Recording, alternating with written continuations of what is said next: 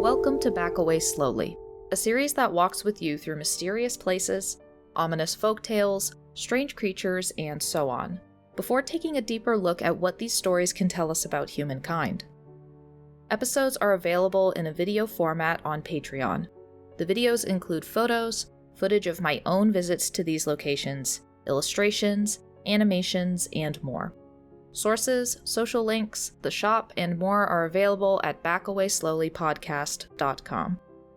A warning that serious themes and language are used, so viewing discretion is advised. Today we'll cover a far more organized type of nefarious crime, going from the brutal violence of one or two men to the domination of an entire syndicate for years. It's looking back into the days when Newport, Kentucky was the original Vegas. Let's cover the Cleveland Mob in northern Kentucky.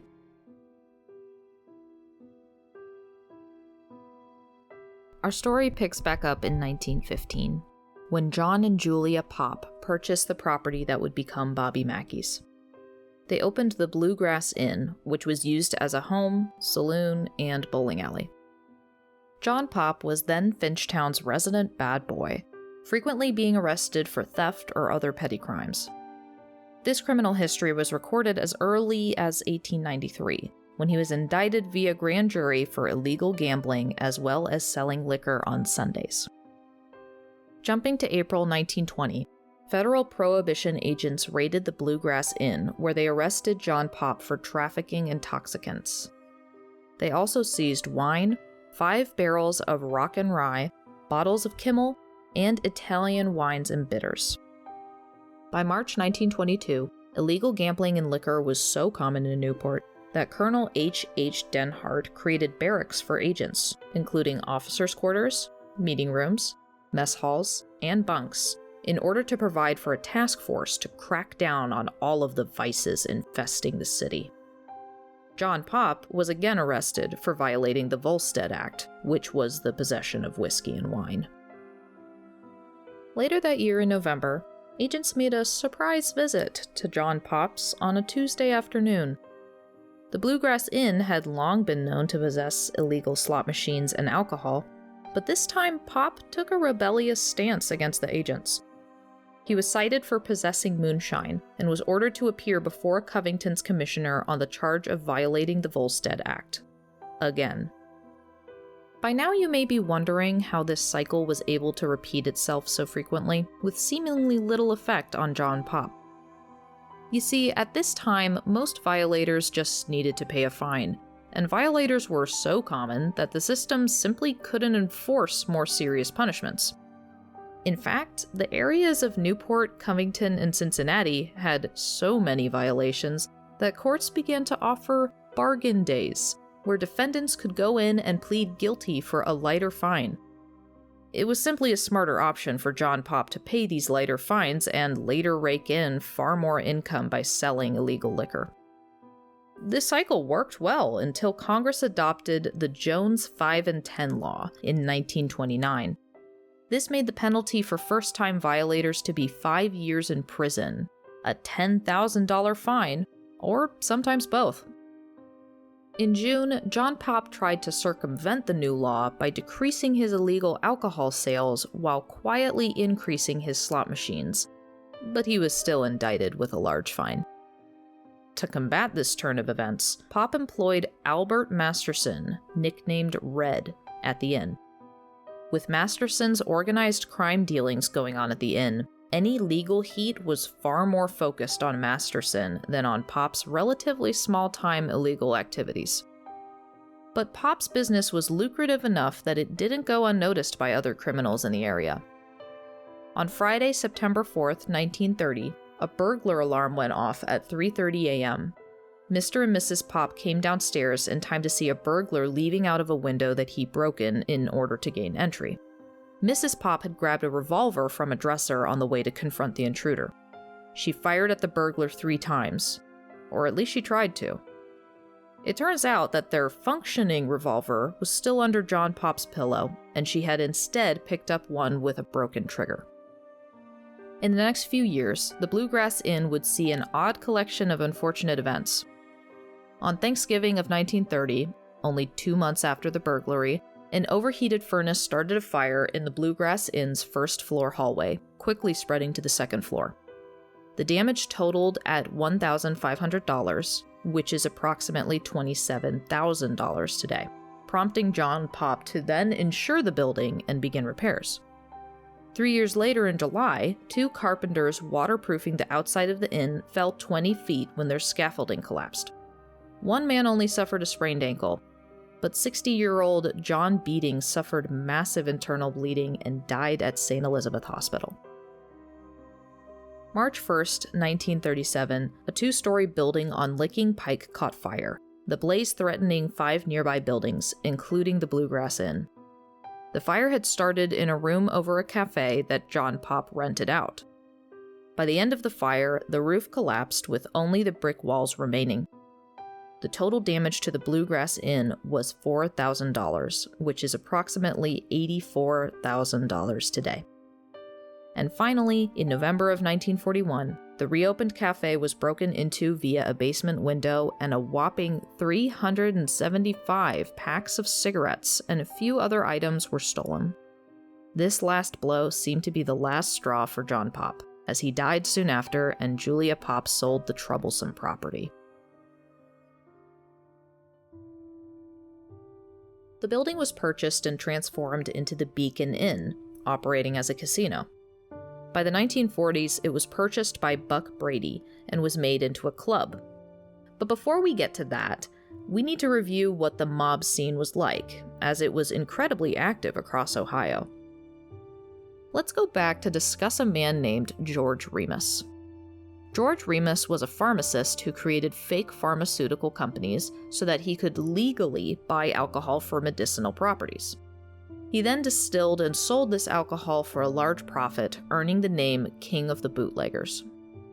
By the time he was finally arrested in 1922, he had an estimated worth of over $70 million. This empire established, quote, formalized corruption in Newport. Many of the men involved in this operation went on to become major players in the gambling scene. Some of these men became part of the Cleveland Four, which was a branch of the Cleveland mob. Another descendant of this dynasty was Ernest Buck Brady, who opened casinos and played major roles in multiple shootings and mob takeovers. Now, before Buck Brady purchased the Beacon Inn, another associate of George Remus named Peter Schmidt bought a club in Southgate, Kentucky, just 3 miles south of Newport, and named it Beverly Hills Club. The Cleveland Four, who had spread their influence through Newport, noticed that the Beverly Hills Club's success was drawing patrons away from the Cleveland Syndicate's businesses. Sam Tucker, of the Cleveland Four, led a takeover of the Beverly Hills Club via vandalism. Though the club owner attempted to resist the mob's attacks, he was forced to concede after the club was set on fire, which killed a child, and was later robbed under submachine gunfire.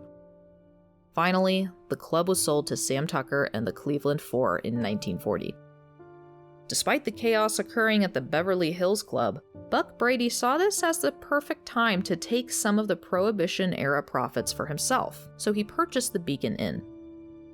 Since the Beacon Inn sat just outside of Newport, Brady hoped that it would save him from police raids as well as from the attention of the Cleveland Four or any other mob syndicate.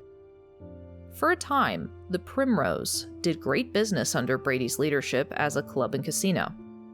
However, there was certainly more going on under the surface.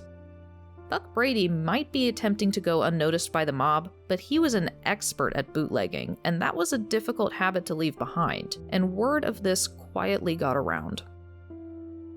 Buck Brady installed a trapdoor in the men's restroom. Alcohol would be brought on a barge, which loitered on the Licking River near the building. The alcohol would then be smuggled through the old distillery tunnel and into the club. The trapdoor would then be utilized to take the goods to the clientele. Despite this level of organization, the Primrose wasn't a stranger to brutality.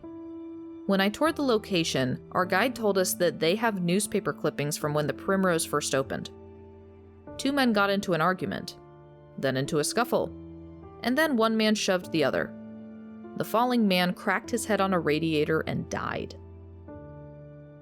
Even though there were occasional incidents such as this, it was the establishment's success that would actually instigate another level of violence. The Primrose did such good business that it wouldn't be long before it competed too closely to the Beverly Hills Club. The Cleveland Four put Albert "Red" Masterson to the task of forcing Buck Brady out of the Primrose. What they didn't expect was for Brady to take an active role in this fight. On August 5th, 1946, Buck Brady waited outside of the Merchants Club with a shotgun, waiting for the club owner, Red Masterson, to emerge. As Masterson was getting into his car, Brady shot him, but Masterson survived. Brady was later found and taken into custody by the police. George Remus, the king of the bootleggers, himself testified as a character witness on Brady's behalf. In a move of mob politics, Masterson, despite knowing exactly who had attacked him, refused to identify the shooter. When released, Brady faced an ultimatum from the Cleveland Four: leave or die. With no other option, Buck Brady retired to Florida until 1965. At 84, he was found dead of a self-inflicted gunshot wound. Brady sold the Primrose for $100,000, which was then handed off to Dave Whitfield, who ran the club on behalf of the Cleveland Four. The mob got to work transforming the Primrose into the Latin Quarter. The new arrangement involved an upscale restaurant and bar, a casino, and a secret room. They were able to secure larger performers such as Nat King Cole and Duke Ellington. Other acts included a glamorous, glitzy chorus line of beautiful girls, similar to what many imagine when they think of Vegas, which is fitting as this kind of mob activity would eventually shift its attention to Vegas in the near future. Despite the club masquerading as simply a source of quality entertainment and dining, it was still a business run by the mob. They quickly utilized the trapdoor and staircase that Buck Brady had created, using it to warn the patrons of incoming police raids. These tip-offs allowed enough time to prepare so that when the police arrived, all that they would find was people mingling and watching the live shows. While day-to-day patrons came and went from the club, the basement is where the real business was conducted. The basement is enormous, and different pockets of it show the face of different eras. A line of small dressing rooms were erected for the dancers, but a few now crumbling rooms branch off into the darkness, unsafe to venture into. It's those rooms in which the mob would carry out interrogations. Even if you weren't in trouble for crossing the mob in a large way, cheaters caught upstairs in the casino were also brought into the basement to be beaten, or worse. Shootings and hangings were apparently quite common in the basement. When asked about these stories, a man who frequented the club said, "Oh sure, cheaters would take away the profits from the business, you see. Cheaters were dealt with quickly. Nobody wanted to see their money being taken away by some slick trickster. There was definitely violence involved, but the Latin Quarter wasn't the only place where this happened." A bold statement for sure, but when the same man was asked about murders in the basement, he got what was described as a funny look before denying that there were ever any murders. Have you heard of the Newport nightgown? Also known as the Newport nightcap, the mob would kill a victim, place their body in a barrel, and submerge them in concrete. After it hardened, they would dispose of the evidence in the nearby river. One source states, quote, "According to some local historians, if the bottom of the rivers were dredged today, many of these concrete crypts would be found." A barge captain who was active during the running of the Latin Quarter talked about his own experiences. While he had initially done business in the smuggling of alcohol, when the mob asks you to do a little something more, you can't exactly say no. In this captain's case, he would meet men at the distillery drainage tunnel as it opened to the Licking River. One night, he was met by the men, as well as two 55-gallon drums filled with concrete.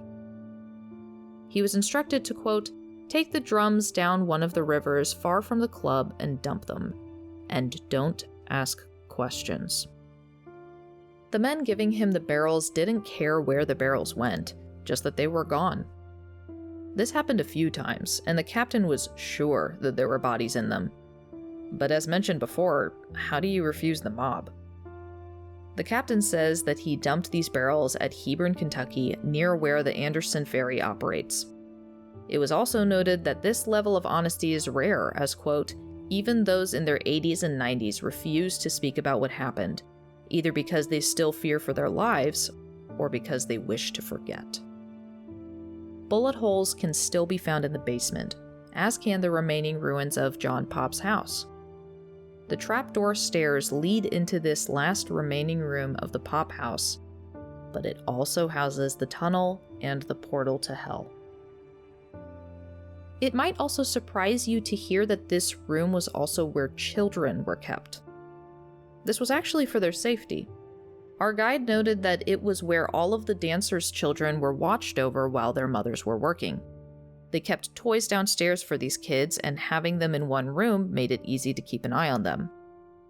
With all of the more intimate practices of the club going on, sometimes men would get it into their heads that they were owed the attention of a dancer. The children were kept in the heart of the basement to prevent any of them being used as a hostage against their mother. This more positive intent may have been true, but as I stood in the dusty, crumbling room, I couldn't help but think of these children, playing in one room in a basement all day, perhaps hearing the pleading coming from the latest victim of mob interrogation being done mere feet away. In 1961, the Committee of 500 shut down the Latin Quarter. Though it would later reopen, it would be without gambling or prostitution, since by this point, most major players had moved their business to Vegas. The Latin Quarter wouldn't last much longer, closing for good in the mid-1970s. The building had a brief moment of peace as a bingo parlor in the 60s, but the mid-70s saw the opening of the Hard Rock Cafe, with no relation to the restaurant chain. This also quickly attracted violence, as the cafe was included in the stomping grounds of two rival biker gangs, the Iron Horse Motorcycle Club and the Seventh Sons. The cafe earned the nickname the Bloody Bucket due to the amount of horrific fights and fatalities due to the gang's rivalry. One evening, an employee named Carl Lawson was cleaning up the cafe when he saw a young woman. She giggled before telling Lawson that she was waiting for Robert Randall to come back for her. She refused to leave until this Robert Randall returned. Lawson turned to phone the cops, but when he looked back at the woman, she was gone. When Lawson checked the doors, he found them all still locked. In November of 1977, 20-year-old Richie Ronnies was shot in front of the club. He would die in 1978 of those injuries. In the same January, Dan Groh was shot in the neck with a shotgun and killed outside of the cafe. This was the last straw, and Police Chief Robert Schindler closed the cafe as a public nuisance. Though the mob days were over, it wouldn't be long before a face from the old Latin Quarter days would return to the club to give it new life. After the Hard Rock Cafe closed, a man named Bobby Mackey visited the building. Mackey had been one of the musicians that had played at the Latin Quarter for years, and he felt a strong connection with the place. Despite his pregnant wife, Janet, having a very uneasy feeling whenever she visited the building, he purchased it. An ex-Hard Rock Cafe employee named Carl Lawson asked Mackey if he could stay, and so he was hired on as a handyman. According to Janet and Carl, the supernatural forces manifested hard and fast. While looking for Carl in the old casino room, Janet was engulfed in a wave of fear. A ladder began to walk itself in her direction. Frozen in shock and terror, she heard a whisper directly in her ear, "Get out." Carl walked into the room, took stock of the bizarre situation, and pulled Janet away before the ladder could fall on her. Despite his wife and employee forcefully recounting this incident to him, Bobby rejected their story as he didn't want anything to jeopardize his fledgling business. While renovating the kitchen, Carl could hear noises in the vents coming from the basement. At one point, Janet was grabbed around the waist in the kitchen. When she screamed, Carl again came to her rescue. Laughter echoed around the kitchen, pots and pans flying around the room. Right before opening, a fire destroyed the L-shaped south wing, which had contained living quarters for maids and porters.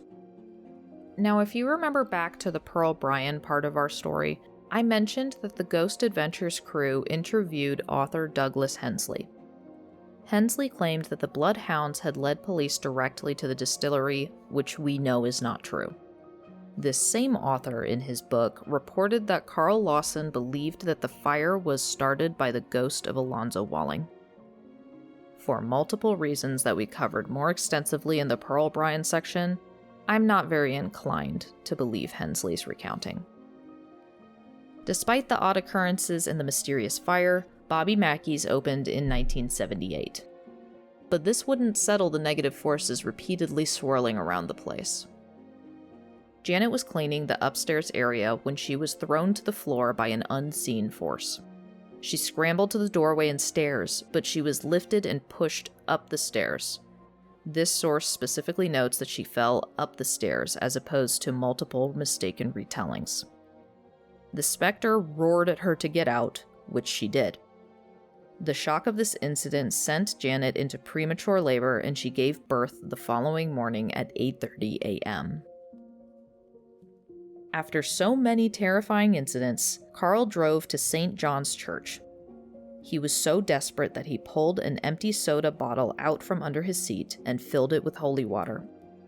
Upon returning to the club, he sprinkled the water around the entrance to the basement tunnel. This seemed to work as the activity began to die down.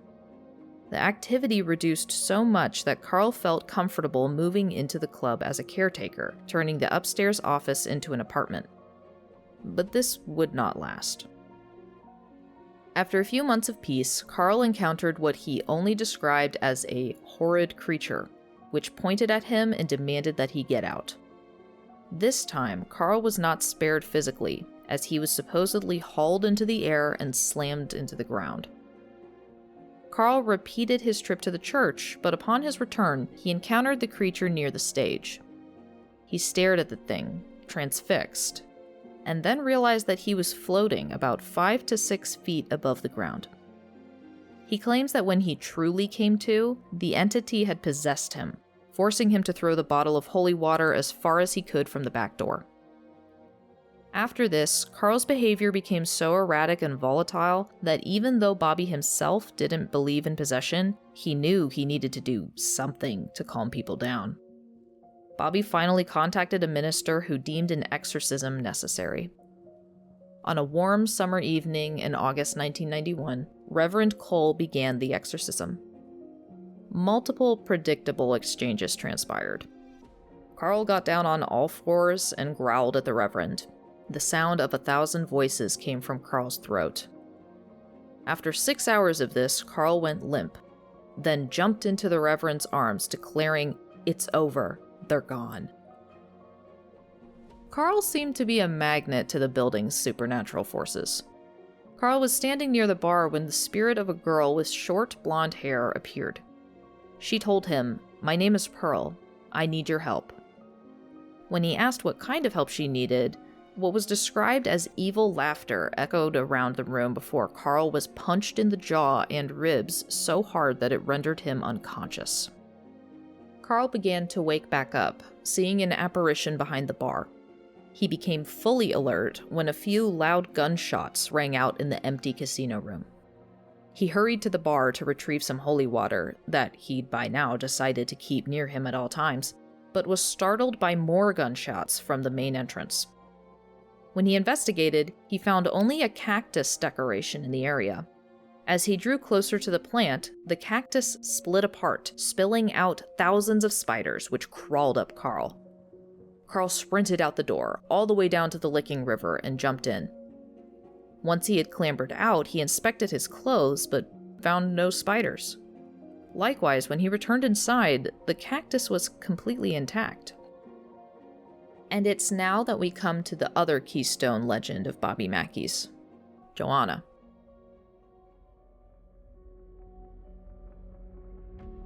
Carl Lawson claims that an apparition told him to go to the basement and dig at the tunnel. There he found a few pieces of paper reading, "My name is Joanna, and I beg you to help me. I'm a prisoner in hell. Search the spotlight room." Carl dutifully climbed up the ladder behind the stage and broke the small padlock to the door that would open onto the catwalk. In the spotlight room, he found several artifacts, including a journal and an inscription on the wall. Now, our tour group wasn't permitted to see this area of the building, as Carl's apartments and the upper rooms in general have been deemed unsafe by the fire department. But supposedly, the inscription can still be seen on the wall to this day, believed to be Joanna's suicide note. Quote, "My love is deep as the sea that flows forever.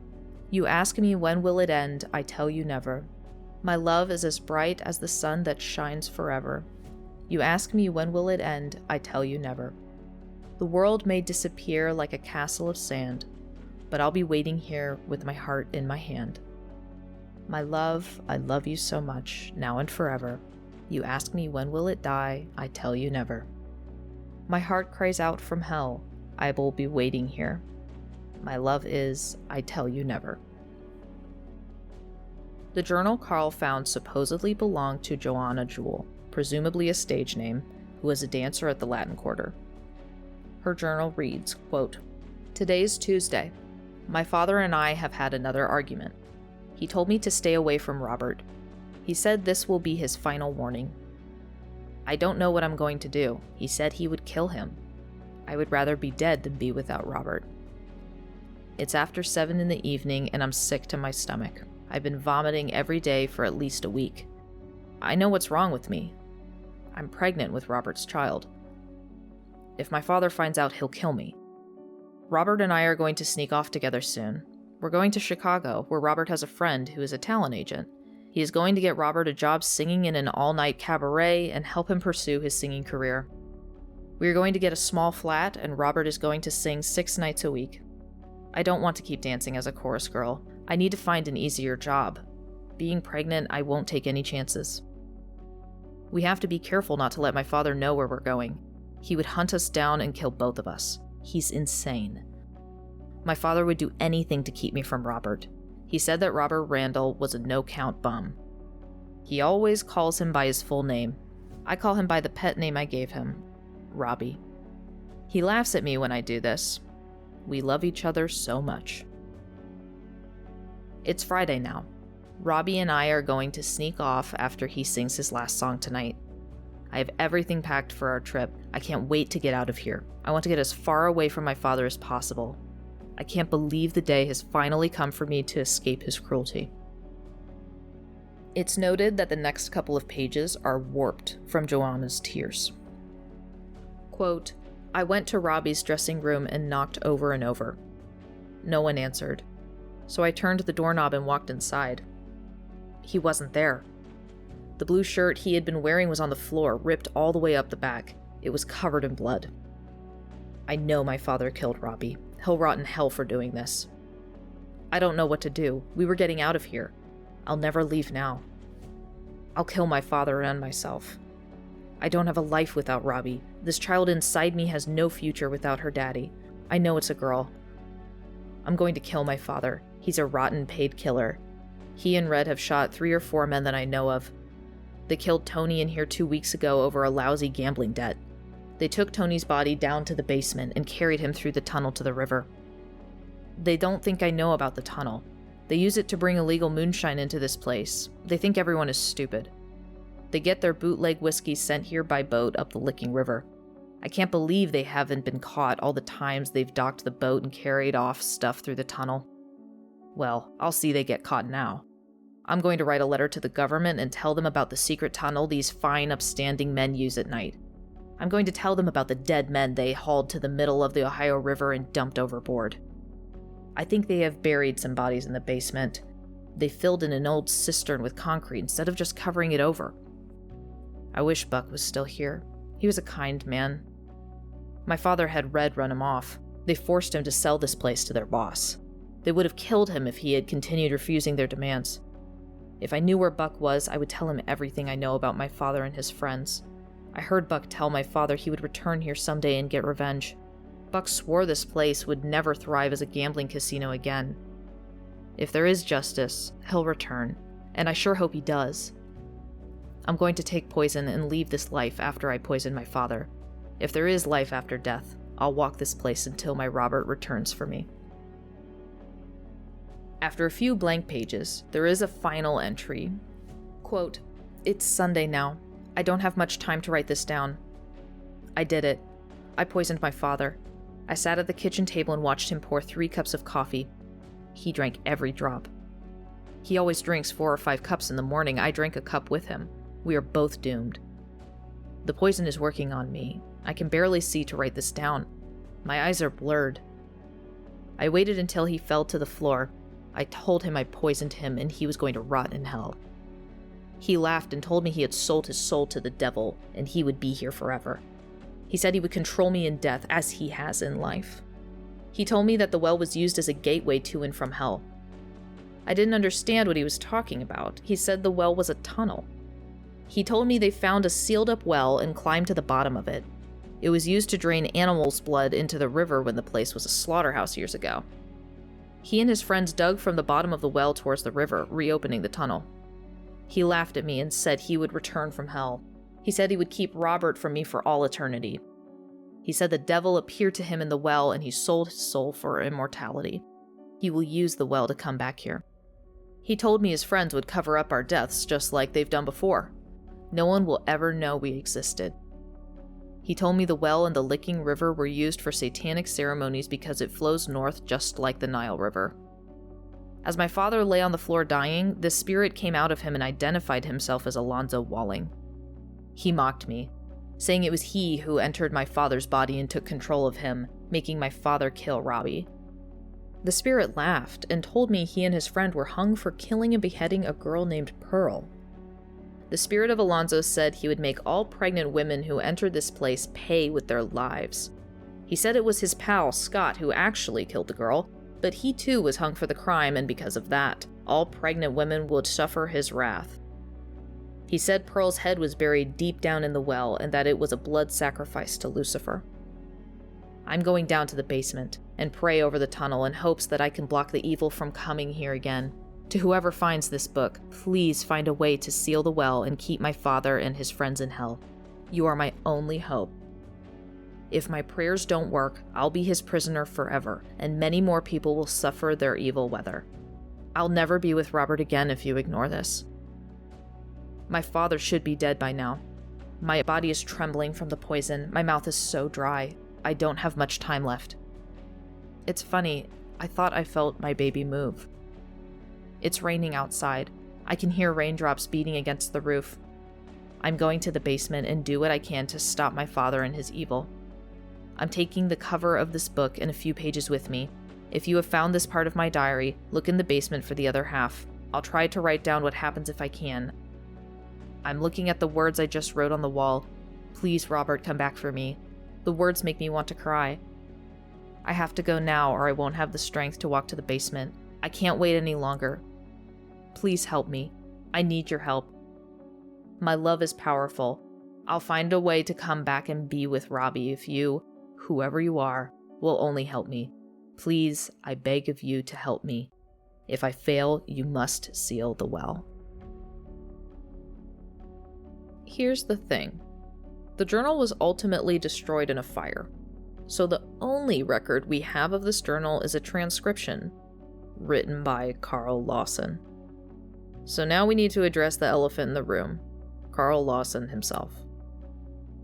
The truth, from what we know for sure, is that Carl was the witness or victim of the majority of Bobby Mackey's supernatural encounters, and that his reports grew more and more fantastic with fewer and fewer fellow witnesses. Multiple parts of his claims don't add up either. He says that his spirit identified itself as Pearl, but he said that she had short blonde hair. This is a huge discrepancy, as the report from the murder describes long red hair. Carl was the only one to find the notes in the basement, the only one to even see the journal, from what I can find. The only record that we have of the journal is of his own written transcript.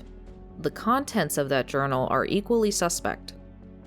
One of the authors of the books I read noted that the entire last entry asks us to believe that a fatally poisoned person is able to write out an incredibly long and detailed entry as she took her last breaths. If this was true, I myself am unsure of the logistics of the various papers and wall writing. She wrote her suicide note upstairs before descending to bury the papers, as one source claims her deceased body was found in the basement. But then we would also need to believe that none of this was discovered for a few decades. I never met Carl. I never spoke to him. From all of the sources I've read, Carl seems to be at his best when he's needed. Most of the experiences with Janet and Carl involve Carl saving her. The first sighting of Joanna that I can find was by Carl. Joanna only showed herself to him. She chose him to be worthy of finding her final words. Even the end of Joanna's journal entry has a damsel in distress begging this future hero who would hopefully find her last testament and save her soul. He also continued to live in the building where he was supposedly physically thrown multiple times, as well as possessed. I understand that sometimes circumstance can prevent moving residences quickly, but this is just another odd situation on top of all of the others. I can't tell you how much of his experiences were true, or even if he believed in every part of those stories. But you have to admit, this is a lot we're being asked to believe, all coming from one person. Either way, these stories have been etched into the very bones of Bobby Mackey's, even going so far as to there being several sightings of Carl's spirit on the premises. A shrine to Carl can be found in the pool room to this day, a testament to how many people counted him as a friend. Whether he's still roaming the bar or not, I truly hope that he finds peace.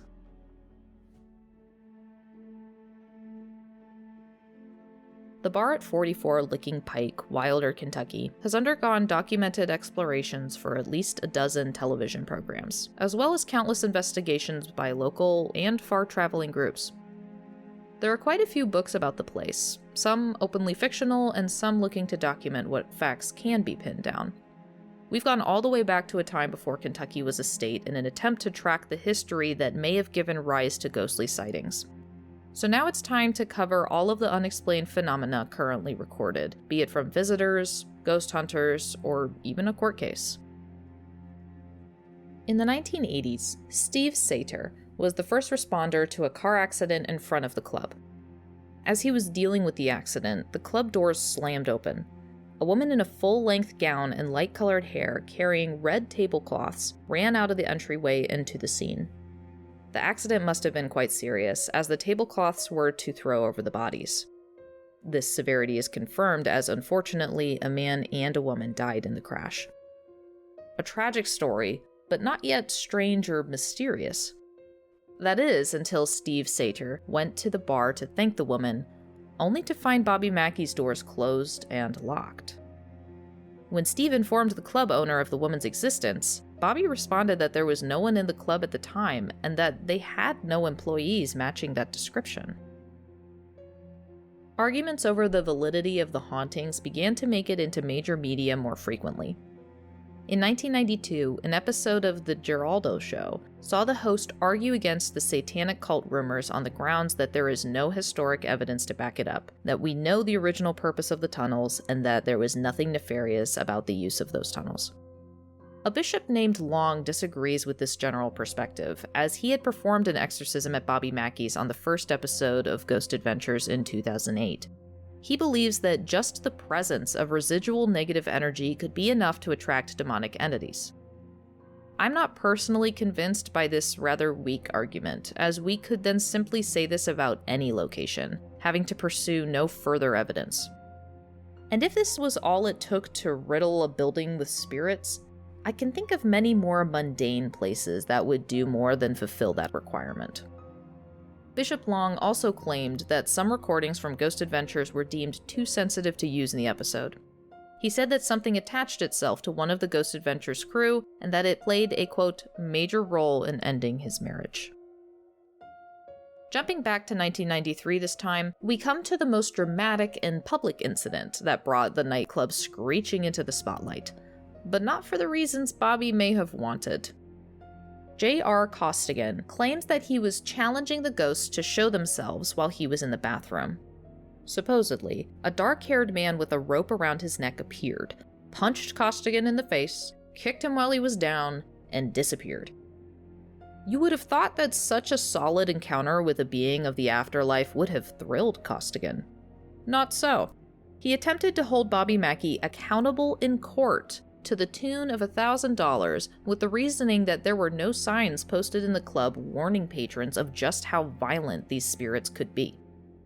The defense responded with what can be described as a poem. One portion read, quote, "The plaintiff can always pursue his tort upon his death in a higher court."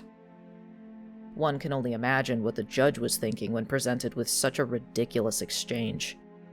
Fortunately, there was an element that made the decision easy to hand down without declaring whether the court believed in the supernatural or not. The attack had occurred over a year before the lawsuit, and therefore the statute of limitations had expired.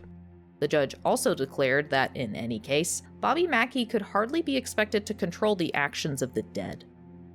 The case concluded with the judge reprimanding both parties for wasting everyone's time.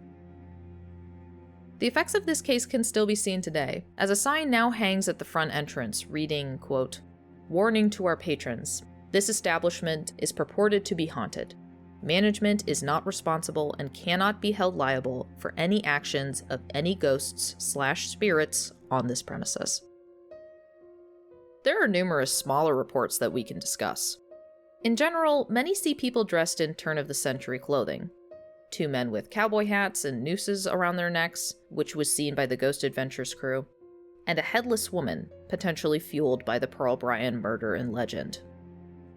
Due to there being so many stories, it might be best to describe the sightings like the guided tour does, by moving through the building room by room. I also have the benefit of being able to add in my experiences, since I went on a tour and visited the location multiple times. When you walk into the main entrance, you enter via a hallway lined with mirrors at torso height. As I looked into the mirrors, our guide named Alex with Gateway Paranormal saw what was holding me up. He leaned into the hallway and told me conspiratorially that they've heard from a few people that, as they're leaving the building, they glance to the side, distracted by the reflection, and have caught sight of girls from the Latin Quarter doing last-minute hair and makeup touch-ups. You then walk into the main bar area that stretches to your right. As a kid watching ghost shows, this area in the basement were what I was most familiar with. I was shocked when I walked through the next doorway and saw just how large the space is. The entire area feels like a ballroom that's now taken up by dozens of tables and chairs for patrons. The area just behind the bar used to be the kitchen, the same kitchen where Carl had his exorcism. But it was taken out, opening up the space even more. I think that because every ghost hunting show takes place in near total darkness, that this is why I had never gotten a true grasp on how big the main spaces are. Slowly turning in the center of the room, I could now much more easily understand how people could see things in the shadows at the other end of the room. A few long windows allow very little light from street lamps into one end of the dining area. A huge shadowy stage, numerous gaping dark doorways. Even if I had never known of the building's lore, I'd be uneasy simply from the sheer size of its opening darkness. I returned later during business hours to see how it felt when not catering to ghost tours. I was surprised to find that it was almost as dark as when it was closed. The main bar and small merchandise area were the only well-lit parts of the building. The rest of the space was only lit by occasional colored lights and was still very shadowy. Those few long windows I mentioned were very foggy, barely letting in any light from the bright summer day outside. Back to the tour, we walked up to the dance floor, looking up at the dark stage, the bar's name visible only by the faintest of stage lights. Dark doorways flanked either side of the stage, making me a little uneasy. The guide gestured at the stage, quote, "Up on the stage here is where people will actually take pictures, and they will catch a woman's face." He then turned to a doorway saying, quote, "Actually, we've had where we've seen a man's head peeking out of the doorway over there." Facing the stage, we turned right, walked through that doorway, and then entered into what some call the bull room. As the name suggests, there's a giant mechanical bowl in the center and a few pool tables at the very back wall. In this room, a woman named Donna Clifton was taking lunch to her partner at the time who was working on equipment. She walked into the silent bar, but as soon as she entered the bull room, the anniversary waltz began to play. She made her way to the jukebox, but it was unplugged, and what's more, the anniversary waltz record wasn't even in the jukebox. When our group walked into the ballroom, the guide directed us to the corner with the pool tables that he affectionately called the creepy corner. Now remember towards the beginning of the first episode that I had mentioned that the land along the Licking River was nicknamed Gallows Gap due to there being so many illegal lynchings. Well, our tour guide said that one of those hanging trees stood right where the corner of the building is now. The Gatekeeper Paranormal team theorizes that this helps to account for so much activity in that room, including thrown bottles. I have no way to verify the location of this tree, but it's a great story in theory. Alex did multiple EVP readings throughout the night, but starting with the ballroom, we repeatedly heard the number 7 very clearly. Now what that could mean, I have no idea. We walked into a small room that contains an old safe from the mob days. The words, specifically for C.A. Brady, still eligible on the side. This room had been under constant watch by hired men wielding shotguns. These days, the room is decorated with frames containing photographs, artwork, and jerseys. But there is also a disco ball on the roof that's been there for God knows how long. We've only got another whispered 7 from the EVP, but it was damn creepy to hear while looking out of the only door to the shadowy stage. The last place to go from the main floor was the spotlight room and Carl's apartments. I was very much looking forward to this, as Joanna's suicide note was found in the spotlight room, and Carl reported many incidences that had occurred up in his rooms. The third episode of Portals to Hell included a tour by one of Gatekeeper Paranormal's leads, Laura. When they went up to Carl's apartment, she walked over to a bathtub now full of dirt and plaster. Apparently, it was in this very tub that Carl claims that a demon attempted to hold him underwater to drown him. He would barricade the main door every night, the door with the words "Get Out" on the outside, in case any spirits cared to read the request, and slept with a shotgun, as he frequently heard hundreds of footsteps walking around the empty bar below. You can, therefore, imagine my disappointment when Alex informed us that the fire department recently forbade any further ventures into Carl's apartment or the spotlight room. I was slightly pacified when we all started to move towards the front door in order to get to the most active part of the building, the basement. When the basement door opens, we're greeted with a seemingly endless void. The beams of the small flashlights we brought don't break up the darkness as much as we'd hoped. Multiple open rooms on both the left and the right are blocked off, as the crumbling concrete floors have multiple holes and pose a tripping hazard. Also, the walls and beams don't exactly inspire confidence in the area's safety. To the right, you can see the trapdoor stairs as they climb up to the men's bathroom floor. At the end of the long, wide chamber, there are several changing room stalls constructed in the basement separate from any rooms. Directly across from these changing rooms is a hodgepodge of storage. Alex laughed as he recounted a woman he'd given a tour to. She had approached with a camera, a little shaky, but excitedly telling him that she may have captured a ghost. When he was shown the photo, Alex was shocked at how distinct the facial features were in the darkness, but that the face was also strangely familiar. He walked her back to the storage area and pointed to an antique video game with a 3-dimensional boxer sticking out of the display. They laughed when she sheepishly admitted that her captured face and the boxer shared some remarkable similarities. Walking into the dark, our lights reflected off of used bottles stacked in overflowing barrels. A guide named Ray had been leading a tour when they all heard the sound of something heavy being dragged. When everyone ran out, they found one of these full barrels was now in the middle of the corridor. I couldn't help but remember a very different use of very similar barrels in this same basement. Seemingly, this direction of thought was shared by others. The guide pointed along the wall and said, quote, "There's a manhole over there, and inside of that manhole is a metal chair. Supposedly, what they used to do back in the Mafia days is they would put him in the chair, and they would cover him with the manhole, and they would wait for the river to rise. Whether this new bit of information is true or not, I shuddered a little. Certainly not the way I would want to go. The most intriguing part of the basement is that if you walk halfway down the main chamber and look to the right, you'll be looking through the window of what is left of the Pop House. In the basement of Bobby Mackey's sits one room of the turn-of-the-century house, complete with faded, peeling wallpaper, though some of the paper had been there for so long that it looks as if it's been petrified to the walls. In this room is the bottom of the trapdoor stairs and the portal to hell. But we aren't quite there yet. First, we walk over to the dressing rooms. They're quite small, very similar to the temporary fitting rooms that you'd find in the center of a large department store.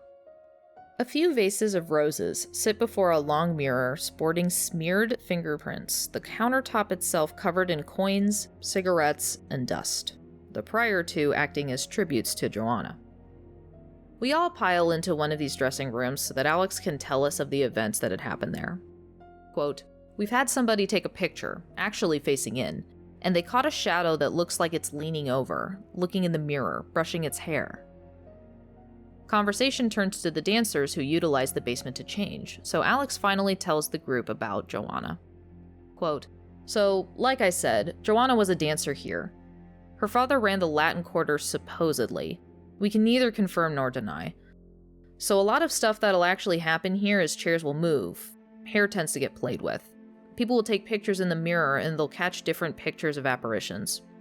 One person actually caught an apparition of a man hanging from the rafters, which is how they believe Robert Randall was killed. Now, I've had somebody in here and they've actually taken a picture of me when I first started here, and I was leaning in the doorway just like this, and Marky Mark's standing here and he's teaching me the ropes, you know. Someone took a picture, and standing next to me just like this is a man with his arm around me, and you could see from the neck down. He was wearing a flannel shirt, blue jeans, and boots." Filing out of the dressing room, we walk back towards the Pop House. There's a doorway which acts as a transition to the Pop House, but also to the Room of Faces. As soon as you walk in, you see shelves of children's toys, many of which have been used as trigger objects in investigations. A square table hosts a beat-up candelabra and a few wooden toys. The room is long, with a line of old chairs lining one wall, almost looking like there should be a projection or a screen on the opposite wall. It's not a screen that visitors study intently, but the wall itself. The wall is modeled with various grays, as decades had changed the wall's original gray stone. I had read that some believe that the mob would line victims up along the wall and shoot them there. People claim to see faces in the wall, and Alex points out a lumpy shape that visiting psychics have declared is the lounging form of Joanna. Alternatively, a few visiting psychics say that these faces are the faces of those who have died on the premises. One story that I've heard passed around is that a guide, one source saying that it was a man named Rick, was with a group in the Room of Faces. Rick told the group that many women, particularly pregnant women, feel uneasy and nauseous in this room, that, quote, "bad things tend to happen to pregnant women after they visit the room." One of the women in the group naturally exclaimed that she was pregnant, she and the group chuckling a little. I'm sure you can see where this is going. According to the story, one of the girl's friends returned to give the sad news to the team that the poor girl had suffered a miscarriage. Personally, the Room of Faces inspired no fear for me. I had been looking forward to seeing this room, to see just how defined the faces were. As someone who had grown up in a house that was over 100 years old, this wall looked exactly like my parents' basement. After examining the room myself, I believe this room is an almost textbook example of facial pareidolia. Facial pareidolia is when our brain naturally studies objects for emotional expression in the same way that we study human faces. This is hypothesized to be due to the evolved need to quickly tell friend from foe by studying another for negative reactions. Due to the speed of this study, what can be described as the brain's face template can be triggered by anything that vaguely fulfills this search. This phenomena is frequently attributed to the faces on Mars images that were taken back in 1976. Even Alex joked that he always thought one of the forms on the wall looked like an alien, and that he wasn't exactly sure when an alien lost its life in the building. All of that being said, the point at the end of the day is that people come to Bobby Mackey's looking for stories, and this is a natural way to find them. Honestly, I was far more creeped out by the transition room that we had just come through. The opposite doorway opened to the pitch-black main chamber, which would occasionally emit unexplained noises. It was finally time to enter what was left of the pop house, and to encounter the one-way ticket to Demon Central. When you enter the room, you're immediately greeted with the dark trapdoor stairway. Alex told us that quite a few people had seen shadow figures, orbs, mists, and heard footsteps, all connected to those stairs. In particular, the footsteps would be heard coming down the stairs, but the footsteps would stop at the threshold with no one visible. I approached the doorway, looked up the very old stairs, and confirmed that it was indeed very creepy.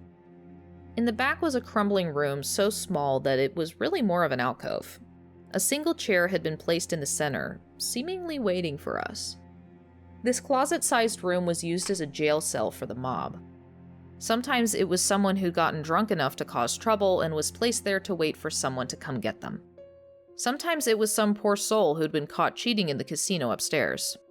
I don't think I have to tell you why it wasn't a good thing to cheat in an establishment run by the mob.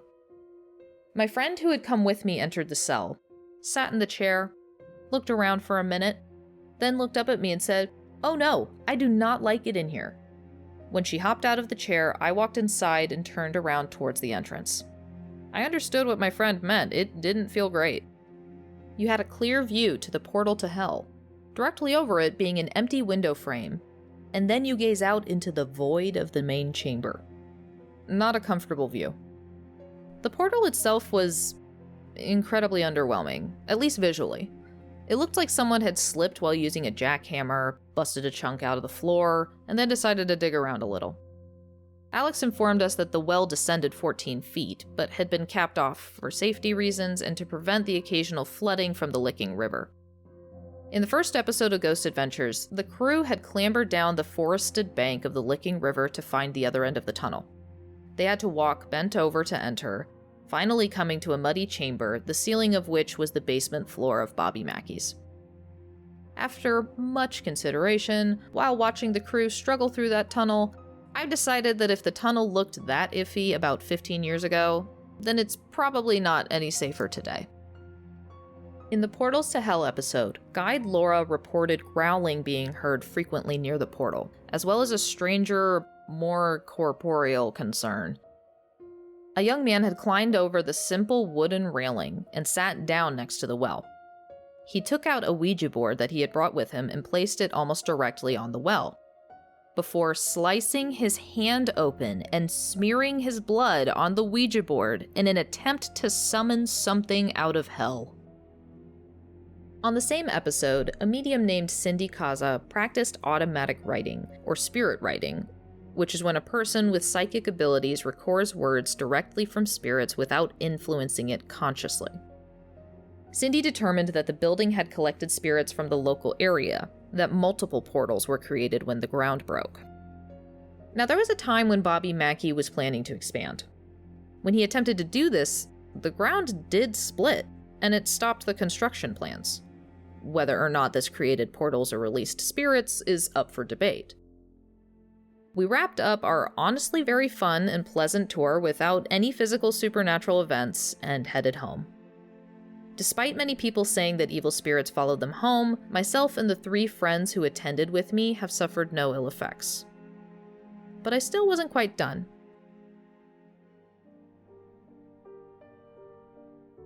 I had reached out to several paranormal groups in the nearby area who had investigated Bobby Mackey's and asked if anyone wanted to talk about it. Stephen Egolf is an investigator with the Tri-C Ghost Hunters, who kindly agreed to indulge my questions. The first few moments of the interview quickly revealed that we had both gotten into exploring this topic via early interest in cryptids, spirits, and anything mysterious in general. His fascination began with the show In Search Of, hosted by Leonard Nimoy.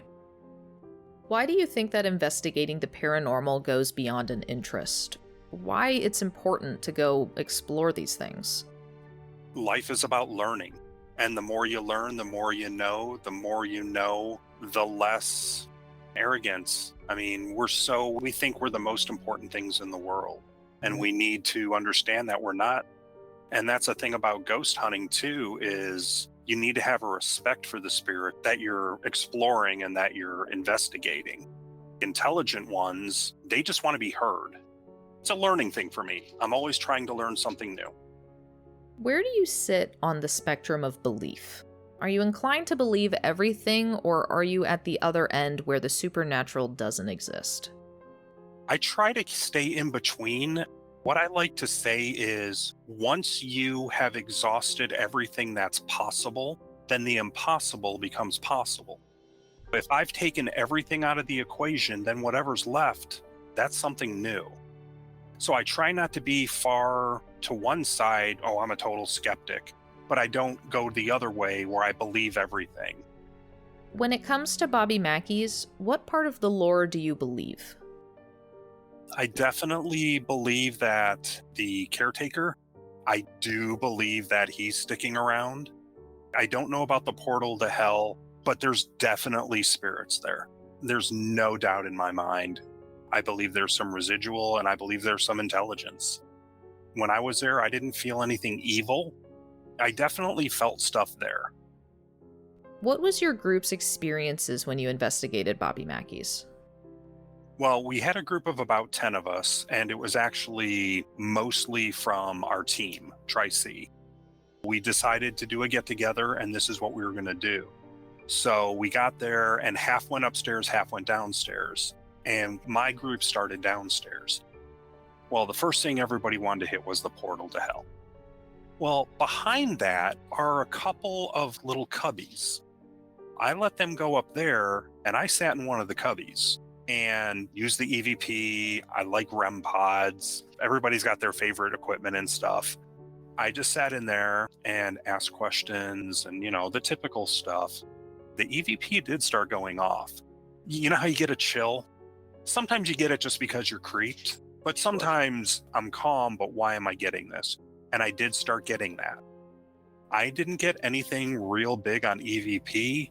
My REM pod went nuts in a few places. It did seem intelligent, but in there, I was asking, were you held in here against your will? Beep. And just asking questions like that. After that, we went down the way back towards the storage areas. We really didn't get any stories about it or anything, but there was just something about that area that made my hair rise. Did you get anything in the bullroom with the pool tables at the back wall? I actually put a REM pod, and then I use cat toys that when they roll, they light up. And then I also put some pool balls up there and just made sure it was level and did that, but I just started asking questions. Is anybody here with me? REM pod was going off, and I was actually doing the yes and no thing. Hey, if you're a man, can you please beep? And it would beep. And then the cat toys started lighting up a little bit. The pool balls didn't roll, but that was, to me, one of the most active areas that I found was back by the pool tables. Is there anything about this location that you don't think is looked at enough? Was there anything that you ask, why aren't we talking about this? Like I said, except for like that corner and the DJ's booth, I am curious more about those. I don't understand why they don't talk about maybe even that corner a little more. I feel something happened near or around the DJ's booth and that, but other than that, not that I can really think of. I had my fair share of experience. This is one of the first places that I've gone to where it's one of the ones from TV that I got to really explore. And it really helped put it in perspective that, okay, there's a lot of TV, if you understand what I mean, in these shows. Wrapping up on Bobby Mackey's in general, I wanted to ask Steven some questions about ghost hunting itself, common misconceptions, and what he'd like others to know about the profession. What is something about paranormal investigation that you'd like to be more understood? Ghost hunting definitely has some unfortunate aspects of its reputation, but what is something you think the community deserves more credit for? I think people believe that investigators believe everything. Our group, Tri-C, we actually help people for free if they get a hold of us. And we will go investigate their home and we will see what's going on, even in the pre-interviews, because we'll do a pre-interview, we'll try to figure out what's going on, and then we'll see if we need to go out. But a lot of times we'll go and it's simple things like the electromagnetic is just going through the roof right near the head of their bed. We'll do things like that, but I think people think that we believe everything that's there. One of the things is I think we're not skeptics, but we have to be skeptical enough to rule out things. The stigma that we're always going to find something. And then the other thing is a lot of people think spirits are evil. They're not. From what I've seen, just want to tell a story. What's the craziest thing to happen to you or one of your team on an investigation? We have had a team member that has carried something home with them. So we did have that happen. The biggest thing for me is just, I had my shirt grabbed. As soon as I got over okay, what just happened? It was like, okay, that was really, really neat. Because it's physical, something you can feel. It's not just something, okay, did I really hear that? I know I felt my shirt get tugged. 2 minutes later, a fellow investigator, I'd say she was a good 2-3 feet from me. All of a sudden she said, did it just get cold in here? I just put my hand over in front of her and there was a drastic difference. What's some advice for visitors of Bobby Mackey's, or to people curious about the paranormal in general? Keep an open mind. I think being in the middle is the best place to be. If you believe everything, then you're going to see things that aren't there. And when you're in those creepy places, it's very easy to fool yourself. It's very easy to hear things that aren't there. A simple creak of a piece of wood, and you're like, oh, what was that? We walked through the entryway to the main room, and I was going last because I was filming. Everyone walked forward, and I followed, but I heard a creak behind me. I turned around and walked the path again. There was a spot that creaked, but only when you were at the edge of the planking about 3 feet away. If I hadn't gone to check that out, it would have been easy to say it was paranormal. It's also why I didn't tell the friends anything about the location. I didn't want to make them look for specific things or to accidentally provide a bias. See, I would rather go in blind. That gives more credence. And like I said, be respectful, just in general. Don't believe everything you hear. All these shows, just don't believe every little thing just because they saw it. And that's another thing people don't realize about investigations is you could have gone to Bobby Mackey's and had the best night of your life, gotten so much stuff. You could have gone there the next night expecting that and gotten nothing. After another hour or so enthusiastically discussing our favorite locations and cases, we said farewell. And so ended my very pleasant first interview with a ghost hunter.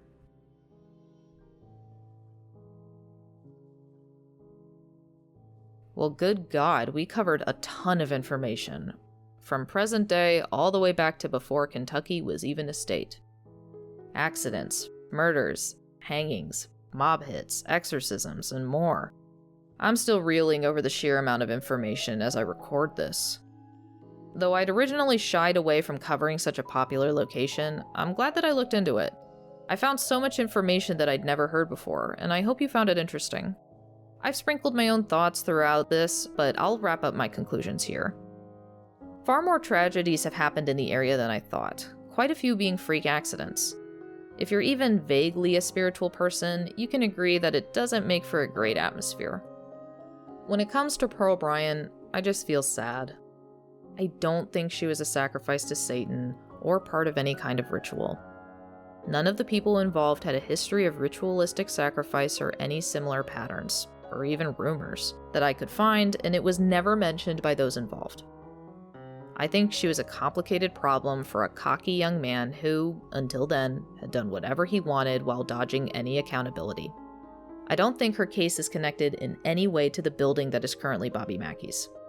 It makes far more sense to simply discard her head in the river, as several pieces of evidence had been disposed of, than to risk being caught sneaking into a functioning distillery with the most condemning piece of evidence I can think of. I definitely believe that some horrifying activity occurred while the Primrose and then the Latin Quarter were active.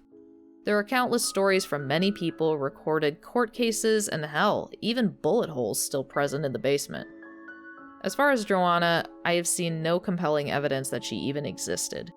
The most I've heard is that someone found a police record of a Joanna dying from poisoning, but I have yet to see this report. On Portals to Hell, co-founder Laura also admitted that they found no historical evidence of her. When it comes to Carl, we simply have no evidence of his claims. We have quite a few wild stories, but stories with almost no other witnesses. I didn't know Carl, I'm not calling him a liar, but I can't confirm anything he claimed. I can't help but find it suspicious that we supposedly had physical evidence in the form of an extensive journal, which mysteriously burned up before anyone else could see it, leaving only Carl's transcript. And hell, maybe some of his claims were true, maybe some weren't, but we just don't know. In the present day, I personally never felt like my life was in danger. Someone I know had been going to the bar for after-work drinks for years with no ill effects or unwanted supernatural hitchhikers.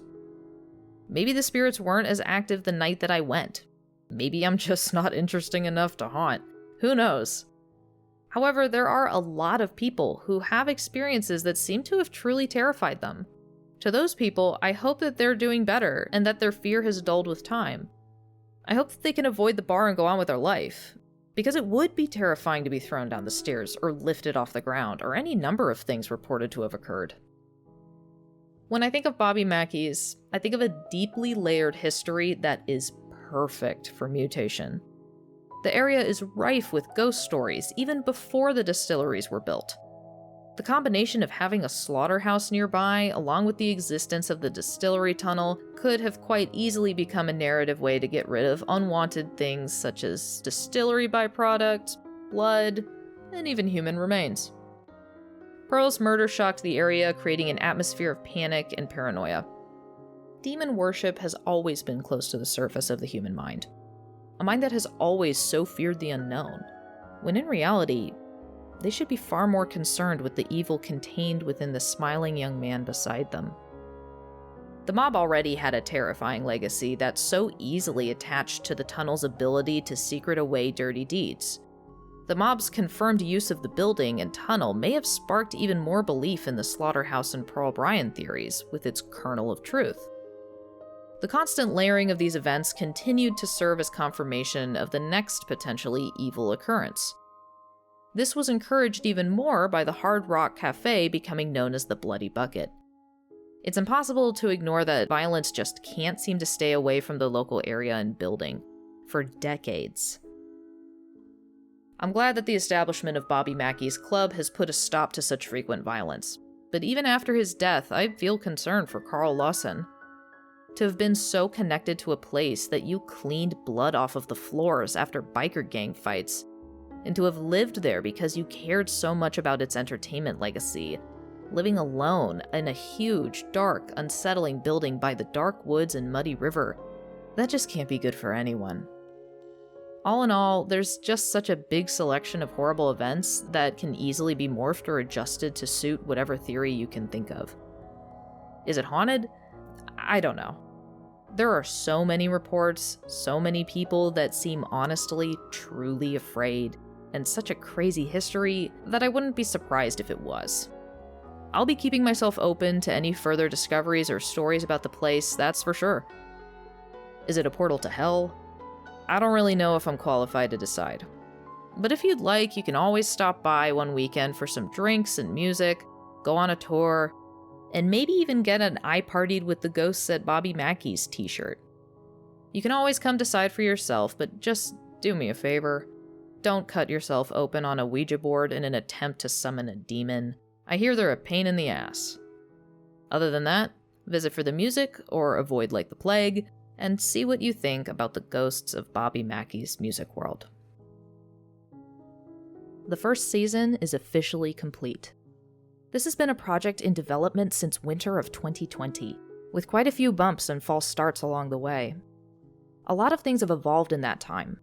I'm even more grateful for public libraries than I was before. I found that spooky rumors and legends can be quite personal to the communities that they come from. Many of these stories have roots with people who weren't permitted to speak for themselves. In the future, I hope to find more historians, professionals, or community leaders to speak for their own cultures. I spoke with many different kinds of people, all with a wide variety of beliefs when it comes to the afterlife or the unknown. While many in the general public view these topics as dark or depressing, I actually found a lot of hope and respect amongst the people with these interests. There's an openness that can be found among those who are willing to believe, who are eager to explore, and who are kind enough to share their own experiences. This show is a work in progress, and that's okay. Building this show by myself, learning a variety of digital programs to accomplish this, working past my own nervousness to put my opinions and passions out there, I was blown away by the amount of people who have been incredibly supportive and interested. I was able to send postcard flyers to shops across the country, to friends in different states who are willing to spread word of this project. So what can you expect from this show going forward? Well, I'll be working on releasing the videos for these episodes when I can. I've already started itching to delve into other locations and topics for Season 2. I might drop a minisode or a short here and there, but the best way for you to stay in the loop is by following the Back Away Slowly podcast's social media accounts. You can also contact me via the main site if you have suggestions. And again, thank you for giving this first season a chance. I have a long list of places and ideas, so please keep an ear out for Season 2 of Back Away Slowly.